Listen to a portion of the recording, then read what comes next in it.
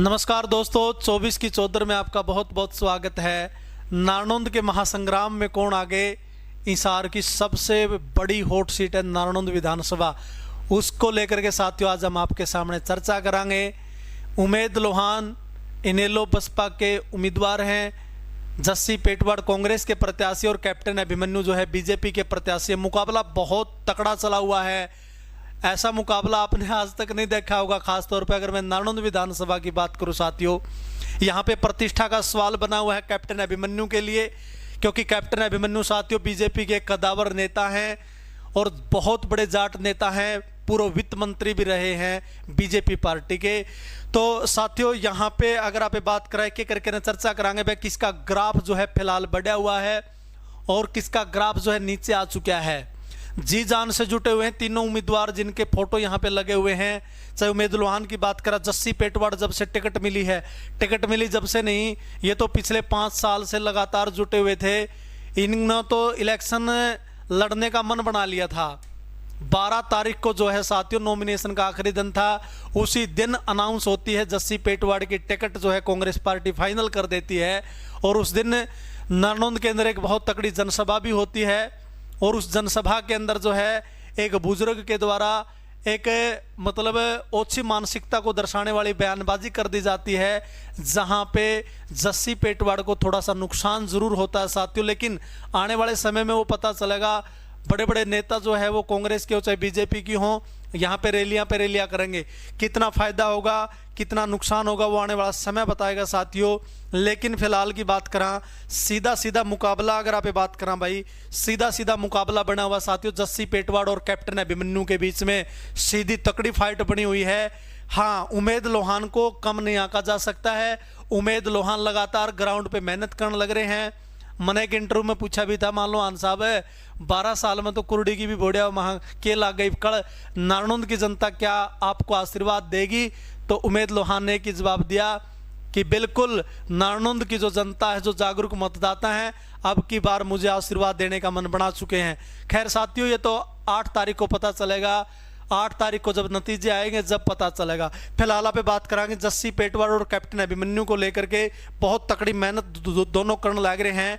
अगर आप बात करा नुकसान की, अगर आप बात करा जस्सी पेटवाड़ को उस बयान का नुकसान उठाना पड़ेगा और इसके साथ साथ साथियों जस्सी पेटवाड़ को जो उमेद लोहान है ये भी जो है यहाँ पे, क्योंकि जाट चेहरे तो तीनों हैं, लेकिन कहीं ना कहीं जो इनेलो बसपा का वोट बैंक का साथियों जो कांग्रेस को जाना चाहिए था वो यहाँ पे बटेगा और उमेद लोहान को बटेगा वोट, तो जस्सी को इसका नुकसान हो सकता है।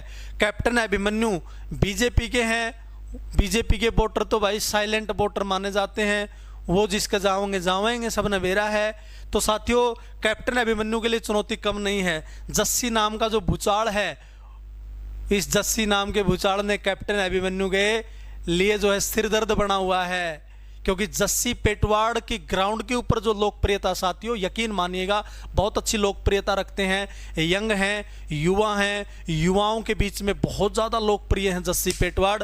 और इसके साथ साथ यहाँ पे कैप्टन अभिमन्यु की अगर आप बात करा, हाँ जस्सी पेटवाड़ की अगर आप बात करा, जस्सी पेटवाड़ को जो 12 हैं, 12 के अंदर आप कोतकला की बात करा, खेड़ी की बात करा, मिर्जपुर की बात करा, इनका बहुत तगड़ा समर्थन जो है जस्सी पेटवाड़ के साथ में, इसका बेनिफिट जो है जस्सी पेटवाड़ को यहाँ पे सीधे तौर पर मिलेगा। अब देखने वाली बात ये होगी साथियों, जो डॉक्टर अजय चौधरी के समर्थक हैं, जो कोर समर्थक हैं, कोर वोटर हैं, वो इस चुनाव में जस्सी पेटवाड़ को कितना समर्थन देते हैं, ये देखने वाली बड़ी दिलचस्प बात रहेगी। अगर कहीं ना कहीं भीतरी घात यहाँ पे चल पड़ा साथियों, तो जस्सी पेटवाड़ को उसका खामियाजा भी भुगतना पड़ सके है। लेकिन फिलहाल की अगर आप बात करा, जस्सी का ग्राफ बना हुआ है, जस्सी पेटवाड़ बहुत दमदार तरीके से जो है चुनाव लड़ रहे हैं, लेकिन कैप्टन अभिमन्यु भी पीछे नहीं है साथियों। कैप्टन अभिमन्यु को अच्छा खासा तजुर्बा है चुनाव लड़ने का, बहुत चुनाव लड़े हैं, जीते भी हैं, हारे भी हैं।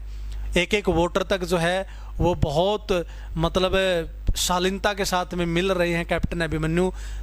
तो साथियों देखने वाली बात ये रहेगी नारनौंद के रण में, नारनौंद के महासंग्राम में अंत में कौन उम्मीदवार इनमें से विजयी श्री हासिल करता है ये तो समय बताएगा साथियों, क्योंकि मैं बार बार एक ही बात बोलिया करूँ हूँ, एक रात में भी इलेक्शन बदल जाएगा। अवाई से तरिया के आग्रह है।